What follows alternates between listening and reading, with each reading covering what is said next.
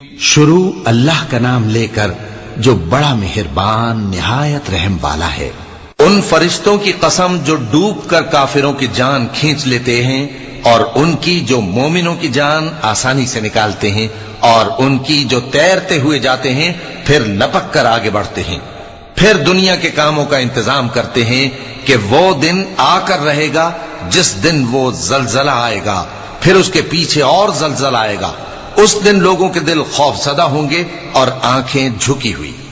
کافر کہتے ہیں کیا ہم الٹے پاؤں پھر لوٹیں گے؟ بھلا جب ہم کھوکھلی ہڈیاں ہو جائیں گے تو پھر زندہ کیے جائیں گے؟ کہتے ہیں کہ یہ لوٹنا تو سراسر نقصان کا لوٹنا ہوگا۔ تو بس وہ ایک ڈانٹ ہوگی، اس وقت وہ سب میدان حشر میں آ جمع ہوں گے۔ بھلا تم کو موسیٰ کی حکایت پہنچی ہے جب ان کے پروردگار نے ان کو پاک میدان یعنی طوٰ میں پکارا اور حکم دیا کہ فرعون کے پاس جاؤ کہ وہ سرکش ہو رہا ہے، پھر اس سے کہو کہ کیا تو چاہتا ہے کہ پاک ہو جائے اور میں تجھے تیرے پروردگار کا رستہ بتاؤں تاکہ تجھ کو خوف پیدا ہو؟ غرض انہوں نے اس کو بہت بڑی نشانی دکھائی مگر اس نے جھٹلایا اور نہ مانا، پھر لوٹ گیا اور تدبیریں کرنے لگا۔ سو اس نے لوگوں کو اکٹھا کیا، پھر بلند آواز سے بولا، سو کہنے لگا کہ تمہارا سب سے بڑا مالک میں ہوں۔ تو اللہ نے اس کو دنیا اور آخرت دونوں کے عذاب میں پکڑ لیا۔ جو شخص اللہ سے ڈر رکھتا ہے اس کے لیے اس قصے میں عبرت ہے۔ بھلا تمہارا بنانا مشکل ہے یا آسمان کا؟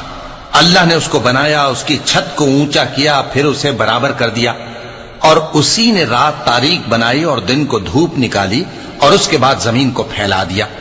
اسی نے زمین میں سے اس کا پانی نکالا اور چارہ اگایا اور اس پر پہاڑوں کا بوجھ رکھ دیا۔ یہ سب کچھ تمہارے اور تمہارے مویشیوں کے فائدے کے لیے کیا۔ پھر جب وہ بہت بڑی آفت آئے گی اس دن انسان جو محنت وہ کرتا رہا یاد کرے گا، اور دوزخ دیکھنے والے کے سامنے لا کر رکھ دی جائے گی۔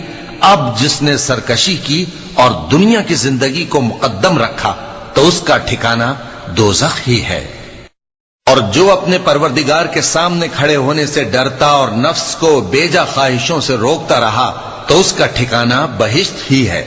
اے پیغمبر صلی اللہ علیہ وآلہ وسلم، لوگ تم سے قیامت کے بارے میں پوچھتے ہیں کہ اس کی آمد کب ہے، سو تم اس کے ذکر کی طرف سے کس فکر میں ہو؟